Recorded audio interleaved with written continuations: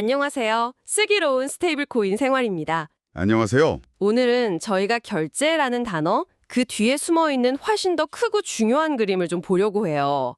결제 자체보다는 그 밑에 깔린 시스템에 대한 이야기군요. 맞습니다. 바로 결제가 달리는 길, 인프라 또는 네일이라고 부르는 것들에 대한 이야기죠. 사실 어떤 새로운 결제 기술이 나와도 시장이 던지는 근본적인 질문은 늘 똑같았어요. 한 3가지 정도로요. 네, 아주 중요한 포인트예요.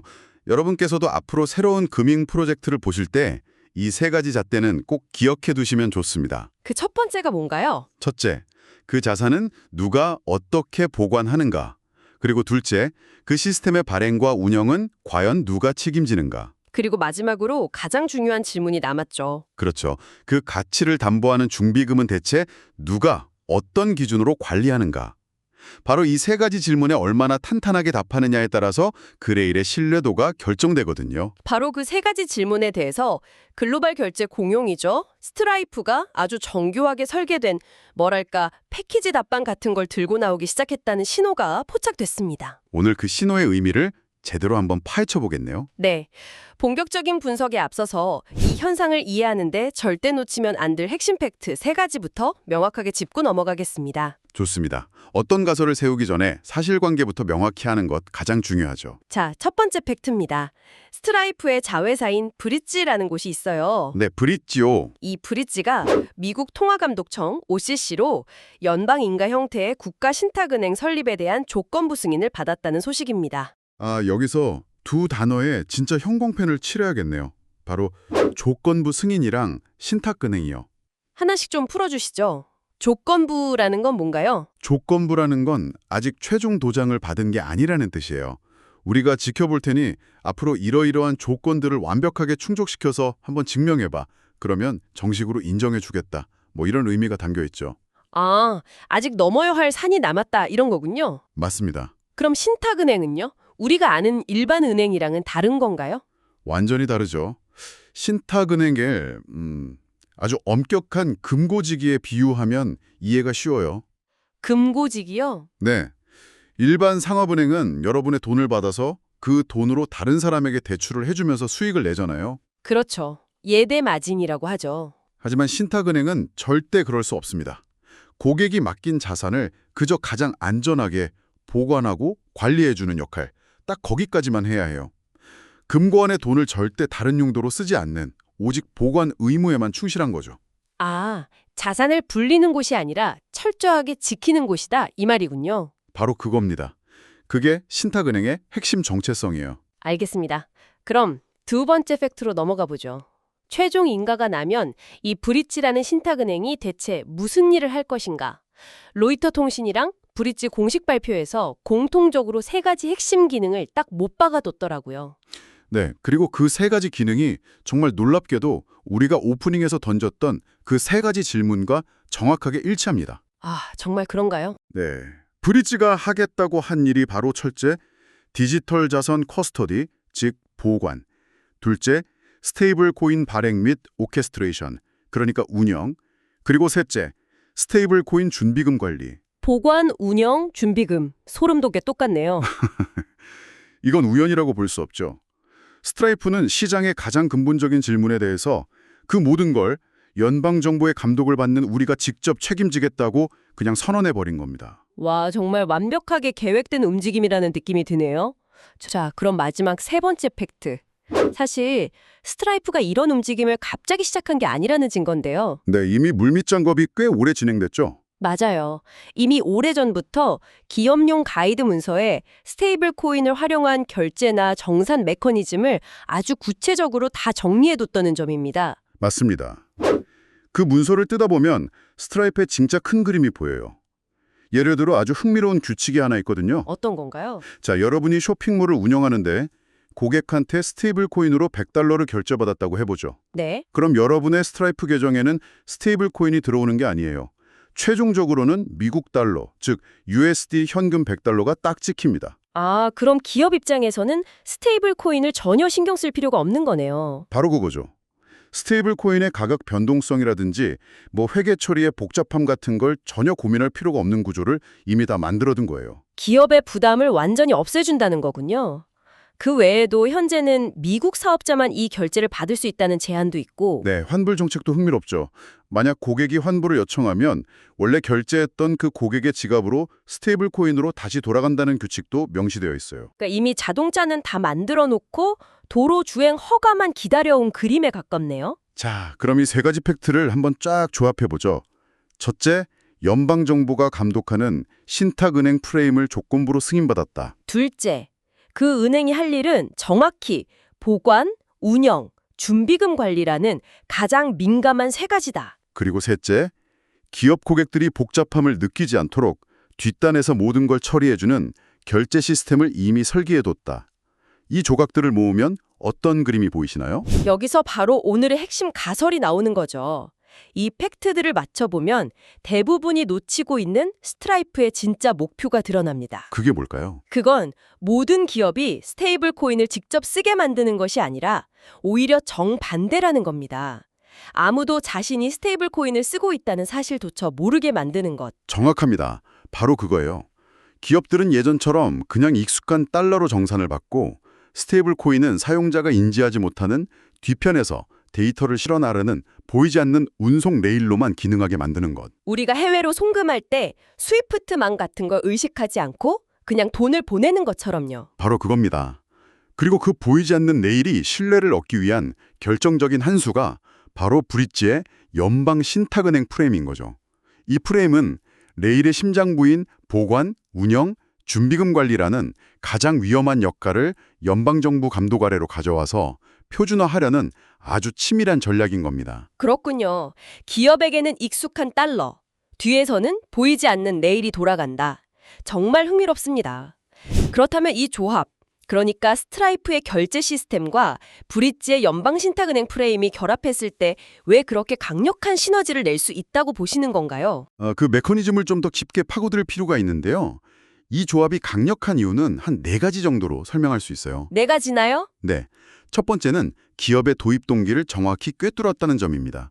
솔직히 대부분의 기업들은 스테이블 코인이라는 기술 자체에는 큰 관심 없어요. 그쵸. 그냥 돈만 잘 받으면 되니까. 맞아요. 그들이 원하는 건 더 빠르고 더 저렴하고 더 확실한 정산. 딱 그거 하나거든요. 스트라이프는 이걸 너무 잘 알고 있었던 거죠. 그래서 받는 쪽은 무조건 US 효용산이라는 구조를 기본값으로 설계했다는 거군요. 네. 기업 입장에서는 새로운 기술 도입하면서 겪어야 할 회계 처리의 복잡성, 가격 변동 리스크, 직원 교육 문제 이런 걸 전혀 겪을 필요가 없어요. 그냥 더 좋은 정산 옵션이 하나 추가되는 것뿐이죠. 두 번째 메커니즘은 핵심 리스크 관리에 있다고 하셨는데 근데 잠깐만요. 기업 입장에서 가장 위험한 부분은 저희에게 맡기세요 라는 말이 정말 믿음이 갈까요? 지금까지 거래소 해킹이나 스테이블 코인 디패깅 사태 같은 걸 너무 많이 봐왔잖아요. 연방신탁은행이라는 이름표 하나가 그 불안감을 전부 해소해 줄 수 있을까요? 아주 날카로운 질문입니다.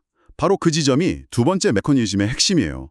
사실 스테이블코인 시스템에서 정말 큰 사고가 터지는 지점은 결제라는 행위 자체가 아니에요. 아, 그런가요? 네, 말씀하신 것처럼 그 뒤에 있는 보관, 그러니까 해킹 문제, 운영 권한, 즉 내부자 소행, 그리고 준비금 부실, 이런 데서 터지죠. 그렇군요. 브릿지가 공식 발표에서 커스터디, 오케스트레이션, 리저브 이 세 단어를 정확하게 딱 명시한 이유가 바로 여기에 있는 겁니다. 아, 의도적인 거군요. 그럼요. 우리는 스테이블 코인 레일에서 가장 위험하고 책임이 무거운 바로 그 세 가지 영역을 연방정부의 감시를 받는 신탁은행으로서 직접 책임지고 관리하겠습니다. 라고 시장에 궁표한 거예요.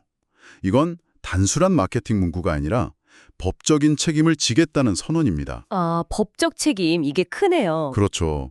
기업 고객에게는 가장 골치 아픈 문제는 법적 보호를 받는 저희에게 맡기시고 여러분은 편하게 사업에만 집중하세요. 라는 이전과는 차원이 다른 강력한 신뢰의 메시지를 던지는 셈이죠. 법적 책임을 지는 주체가 명확해진다. 알겠습니다. 세 번째 메커니즘은 연방 프레임이 주는 실질적인 이점이라고 하셨는데 이건 구체적으로 어떤 의미인가요? 지금까지 미국에서 금융사업을 하려면 마치 50개의 다른 나라에서 사업하는 것 같았어요. 50개 주마다 법이 다 다르니까요. 맞습니다. 50개 주마다 각기 다른 규제랑 라이센스 요구사항에 맞춰서 일일이 허가를 받아야 했거든요. 이걸 조각 라이센스 맞추기 게임이라고도 부르는데 어마어마한 비용과 시간이 들어가는 일입니다. 상상만 해도 복잡하네요. 근데 연방 인가를 받은 국가신탁은행이 되면 이야기가 완전히 달라져요. 50개 주의 파편화된 규제를 그냥 건너뛰고 연방정부 감독을 받는 단일하고 일관된 프레임 안으로 한 번에 들어올 수 있게 되는 겁니다. 와, 50번 시험 볼 필요 없이 한 번에 국가고시에 합격하는 것과 비슷하군요. 정확한 비유예요. 그리고 이게 왜 그렇게 중요하냐면 특히 기관이나 대기업 고객들은 화려한 기술 그 자체보다 감사 가능성, 내부 통제 용이성, 그리고 사고 시 책임 소재의 명확성, 이걸 훨씬 더 중요하게 여기거든요. 그렇죠. 안정성이 제일 중요하니까. 네, 연방정부의 인가는 이 모든 요구사항에 대한 신뢰를 한 번에 확보해주는 치트키나 다름없어요. 대기업의 법무팀이랑 컴플라이언스 팀이 가장 좋아하는 단어죠. 마지막 네 번째 메커니즘은 이 모든 게 갑작스러운 움직임이 아니라는 점이라고 하셨어요. 이게 왜 중요한가요? 시장의 신뢰를 얻으려면 꾸준함과 일관성이 중요하기 때문입니다. 사실 스트라이프의 금융계정 관련 내부 문서를 깊이 들여다보면 브릿지가 이미 스테이블 코인 잔고의 커스터디언, 즉 보관인 역할을 한다고 명시되어 있어요. 이미 하고 있었던 거군요. 네, 보유 가능한 자산으로는 서클의 USDC 또는 코인베이스의 USDB가 적혀 있죠. 이 말은 이번 OCC의 조건부 승인을 스트라이프가 뜬금없이 운행놀이를 시작했다. 이렇게 해석하면 안 된다는 뜻입니다. 그럼 어떻게 봐야 할까요? 오히려 이미 제품 내부에서 비공식적으로 수행하던 핵심적인 역할을 이제 규제 프레임 안으로 가져와서 공식화하고 확장하려는 아주 오랫동안 준비해온 계획의 다음 단계로 읽어야 해요. 아, 물밑에서 준비해온 계획을 수면 위로 꺼내서 제도권의 인정을 받는 과정이다. 바로 그겁니다. 알겠습니다. 기업의 도입 동기부터 리스크 관리, 연방 프레임의 이점, 그리고 이게 다 오래 준비된 계획이라는 점까지 확실히 강력한 조합이란 생각이 드네요. 하지만 물론 장밋빛 전망만 있는 건 아니겠죠. 당연하죠. 이 원대한 계획이 현실화되기까지는 아직 넘어야 할 산들이 남아있을 것 같습니다. 현실적인 제약 조건들도 좀 냉정하게 짚어볼 필요가 있겠어요. 물론입니다. 한 4가지 현실적인 제약을 짚어봐야 균형 잡힌 시각을 가질 수 있어요. 첫 번째 제약은 앞서 강조했듯이 아직 조건부 승인이라는 점입니다. 아직 끝난 게 아니다. 네, 브릿지 스스로도 완전한 승인을 받으면 이라는 표현을 쓰고 있어요. 즉, 최종 인가를 받기 전까지 OCC가 요구하는 아주 까다로운 운영 기준, 자본 요건, 사이버 보안 시스템, 이걸 다 충족시켜야 하는 숙제가 남아 있습니다. 여기서 미끄러질 가능성도 배제할 수는 없죠. 두 번째는 신탁은행이라는 형태가 갖는 본질적인 한계점이군요. 맞습니다. OCC가 승인하는 국가신탁은행 프레임은 앞서 금고직이라고 비유했듯이 대중으로부터 예금을 받거나 그 돈으로 대출을 실행하는 상업은행의 기능은 포함하지 않아요. 아, 예금 대출은 안 된다. 네, 자산의 보관과 관리에만 특화된 라이선스예요. 따라서 브릿지가 JP모건이나 뱅크 오브 아메리카 같은 상업은행이 돼서 전통 은행업에 도전하는 그런 그림은 아닙니다. 오히려 리스크를 줄이기 위해 의도적으로 기능을 제한한 것으로 봐야 해요. 세 번째 제약은 스트라이프가 스스로 설정해둔 운영 제약이네요. 네, 이 스테이블 코인 결제 시스템은 현재 모든 것이 다 되는 만능 솔루션이 아니에요. 단계적으로 열어가는 거군요. 그렇죠. 앞서 말했듯 현재는 미국 사업자만 결제를 받을 수 있고 정산은 USD로 고정되어 있고 이런 명확하고 통제된 규칙이 있습니다. 이건 스트라이프가 매우 신중하게 통제된 환경에서 기능을 열어가는 월드가든 전략을 취하고 있다는 걸 의미해요. 마지막 네 번째 제약, 이 레이스는 혼자 달리는 경주가 아니다. 바로 그 점이 어쩌면 가장 중요할 수 있습니다. 이미 OCC는 팍소스 같은 다른 여러 크립토 기업들한테도 국가 신탁은행 인가를 내주었고 다른 기업들도 이 과정을 밟고 있어요. 아, 경쟁자들이 있군요. 네, 이것이 의미하는 바는 명확합니다. 바로 미래 디지털 자산 결제 레일에 표준 경쟁이 시작되었다는 뜻이에요. 표준 경쟁이요. 네, 보관, 운영, 준비금 관리의 표준을 누가 먼저 제시하고 시장의 신뢰를 얻어서 사실상의 표준, 즉 데팩터 스탠다드가 되느냐의 경쟁이 본격화된 겁니다. 스트라이프는 아주 강력한 플레이어지만 결코 유일한 플레이어는 아닙니다. 좋습니다.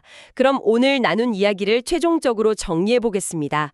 스트라이프는 스테이블 코인을 기업이 직접 다뤄야 하는 복잡하고 위험한 자산이 아니라 네, 눈에 보이지 않는 뒤편에서 조용히 흐르는 결제 레일로 만들려는 큰 그림을 그리고 있다. 그리고 브릿지의 OCC 조건부 승인은 그 보이지 않는 레일의 심장부, 즉 보관, 발행 및 운영, 준비금 관리라는 가장 핵심적인 기능을 연방감독이라는 제도권 프레임 안으로 편입시키는 이 그림을 완성하기 위한 매우 중대한 사건이라고 볼 수 있습니다. 따라서 여러분께서 이 뉴스를 보실 때 단순히 한 핀테크 회사의 흥미로운 소식이네 정도로 넘길 것이 아니라는 거죠. 그렇죠.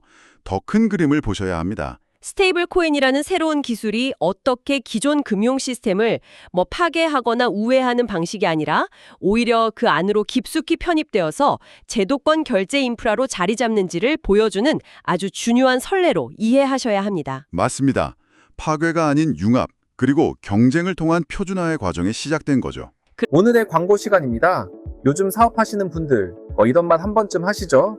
검색해도 우리 회사가 예전처럼 안 뜨는데요. 근데 이제는 더 직접적으로 이렇게 바뀌었습니다. 고객이 검색창보다 먼저 AI에게 묻습니다. 여기 믿을만해? 어디가 더 좋아? 그리고 AI가 그 답을 정리해서 보여주죠.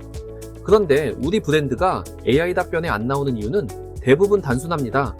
AI가 참고할 수 있는 근거, 그러니까 구조, 문서, FAQ, 신뢰 신호가 홈페이지에 부족하면 AI는 인용할 자료가 부족한 브랜드로 판단하고 제외합니다. 오늘 소개해드릴 광고는 에디메스의 AI 검색 최적화 서비스입니다. 에디메스는 AO, GO, SEO를 통합해서 웹, AI, 검색 채널에서 인용될 가능성을 높이는 구조를 만드는 쪽이에요. 첫 번째, 기존 홈페이지를 AO 기준으로 구조화합니다. 메타, 스키마, 핵심 정보 구조를 잡고 AI가 가져가기 쉬운 FAQ와 요약 흐름을 설계합니다. 두 번째, 신뢰도를 올리는 콘텐츠를 배포합니다. 가이드, 비교, 절차, 체크리스트처럼 고객이 실제로 묻는 질문을 콘텐츠로 쌓으면 커버 범위가 넓어지고 인용 가능성이 높아집니다. 세 번째, 이 콘텐츠는 그대로 바이럴 확산으로 이어지게 설계합니다. 즉, 검색이 잘 되게 만드는 콘텐츠가 동시에 퍼질 만한 콘텐츠가 되도록 설계하는 거죠. 결론은 하나예요. 이제 경쟁은 순위가 아니라 인용입니다. 관심 있으신 분들은 크몽에서 에디메스를 검색해 보시면 되고 자세한 내용은 영상 설명란에서 확인하실 수 있습니다.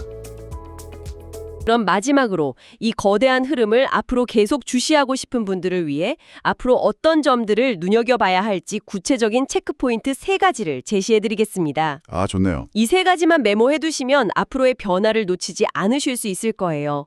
첫째, 브릿지가 과연 조건부 승인의 그 까다로운 허들을 넘어 최종 인가를 받아낼 수 있는가? 네, 그 뉴스가 나오는 시점이 첫 번째 변곡점이 될 겁니다.